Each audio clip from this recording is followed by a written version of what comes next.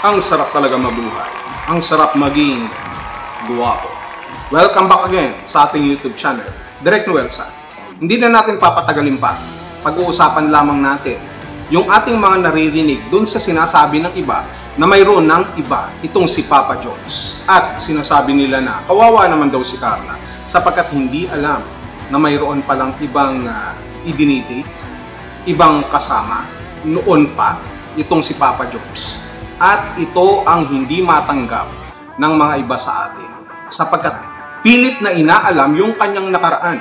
At dahil dito, hindi na matapos-tapos yan, halos ilang taon na, mahabang panahon na ang pinagsamahan ng Jomcar, ni Carla at ni Papa Jones. Marami na ang gustong tumibag sa kanila, marami ang gustong magpabagsak, at marami ang naiinggit sapagkat hindi sila nakakaramdam ng pagmamahalan kagaya ng kila Papa Jones at Carla, ng Jomcar.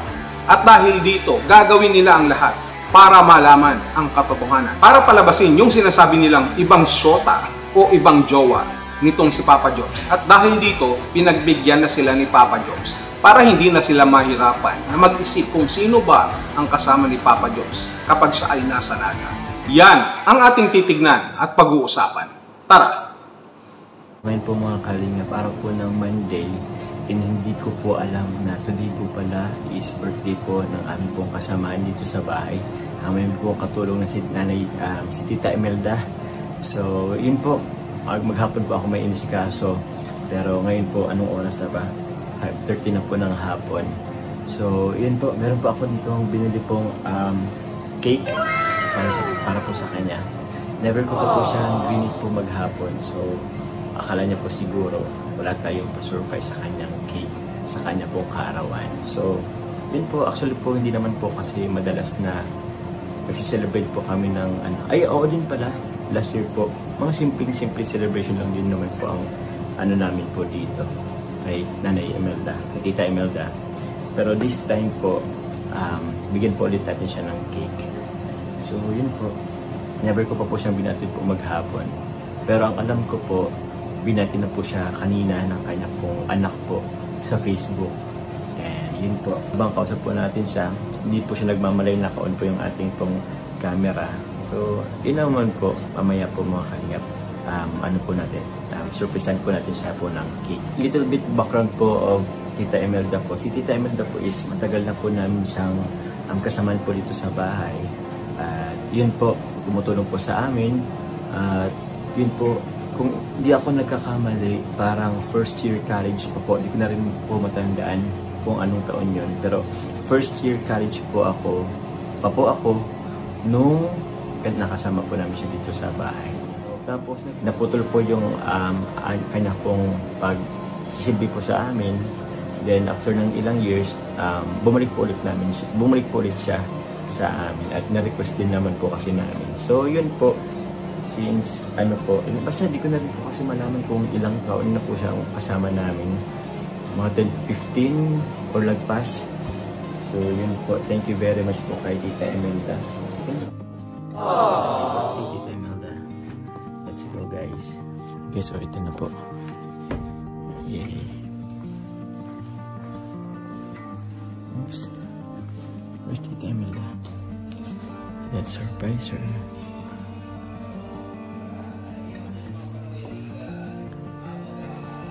Tita Imelda! Happy birthday! Aww. Happy birthday! Ay, ano? Ay, thank you!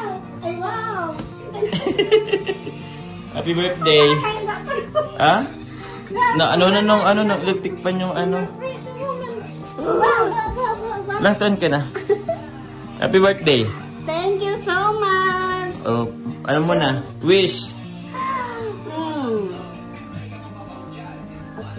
Okay. Blow your candle.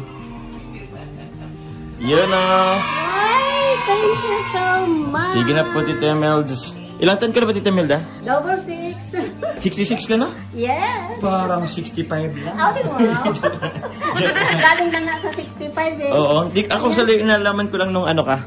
Sa Facebook kagabi. Sabi ko, nung past 12 na ako past 12 na ako natulog.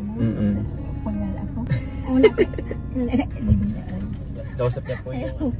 Meron po kami kalingap. Mag-date po kami ni Tita Nora ngayon. At ito na lang.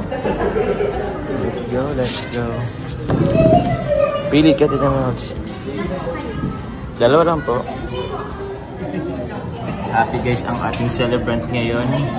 Ang kaka-18 pa lang na si Tita Melda.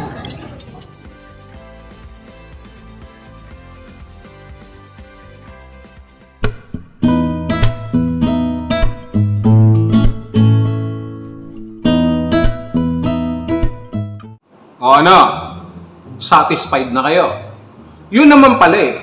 Sa wakas, inamin ni Papa Joms na mayroon siyang kasama pag nasa Naga. Hindi lang yan ha. Sinurpresa pa sa kanyang kaarawan. Hindi lamang yan. Matagal na palang kasama. Yun yata yung sinasabi nyo eh. Na matagal na babae sa buhay ni Papa Joms. Nakita nyo na. Si Tita Imelda pala yun. Na matagal na nilang kasama sa kanilang tahanan. At sabi pa nga ni Papa Joms, college days pa raw, nandoon na at kasama na nila si Tita Imelda. Kasama na nila, kasambahay na po nila si Tita Imelda. At hindi lamang yon, itinuring po siyang tunay na pamilya. So ngayon, paano yan? Parang binagsakan ngayon yung mga basher ng asteroids at mga kometa. At dahil dito, hindi nila matanggap na hindi naman pala kagaya ng kanilang iniisip sapagkat sila po ay madumi mag-isip. Kaya nga, nasusuka sila sa kanilang pinaggagawa sa paninira dito kay Papa Joms. Nag-blow out pa talaga si Papa Joms. Dito kay Tita Imelda, binigyan ng cake, pinakain sa labas, binigyan ng blessings. Samantalang yung iba dyan, wala ka ng blessings, wala ka pang jowa, walang hiya pa yung mga basher na naninira kay Papa Joms. Yan ang sinasabi natin sa inyo eh. Akala nyo siguro, ang aaminin Papa Joms eh, talagang chika babes. Ha? Yan ang chika babes sa buhay ni Papa Joms. Si Tita Imelda. At tama kayo ha, matagal na sa buhay ni Papa Joms. Itong si Tita Imelda. College day pa raw. Sila na magkakasama sa bahay. Hindi lamang kasambahay kung hindi bilang isang pamilya na bumubuo sa bahay ng mga Jacob. Huwag kayong mag-alala kay Bebe Carla sapagkat hindi siya napalitan. Hindi. Nag-iisa lamang si Bebe Carla sa buhay ni Papa Joms. Kaya, kalma lang. Kalma. Nakita natin kung gaano kabuti ang puso ni Papa Joms na hindi kinakalimutan yung mga taong naglingkod sa kanila. Yung mga taong nagpahalaga sa kanila. Yung mga taong nagsilbi, subalit bahagi na at parte na ng kanilang pamilya. Yun ang nararapat. Yun ang nararapat nating tularan. Mapagpakumbaba, may kabutihang puso. Ito pong si Papa Joms na bagay kay Bebe Carla. Hindi gaya ng iba na wala ng puso, wala ng laman loob, wala ng atay, wala na lahat. Kaya kapag nategi ang mga yan, wala nang makukuha yung embalsamador sapagkat lahat ng kanilang laman loob ay wala na. Subalit tayo, kumpleto tayo dahil nandiyan po ang ating pagmamahal. Nandiyan ang ating pagmamahal na kagaya ng ginagawa ni Papa Joms kay Ate Imelda, kay Tita Imelda at lalong-lalo na kay Bebe Carla. Sa mga ka-Jom Carl natin dyan, party-party na. Kinabahan ba kayo? Ako rin eh. Pero yung kaba ko, napalitan ng excitement sapagkat hindi ako nagkamali kay Papa Joms. Saludo ako sa iyo sa iyong pagiging mabuting tao. Yung mga ganyang klaseng tao ang tunay na kalingap. Kaya yung mga basher dyan na nag-aantay na umamin si Papa Joms na mayroon siyang ibang babae, yan na, natupad na ang inyong kahilingan. Subalit sa ibang kapaliwanagan at larawan. Ano, masakit ba? Nagkamali ba kayo? Pwede kayong umaray. Sabihin nyo, ouch, ouch, ouch.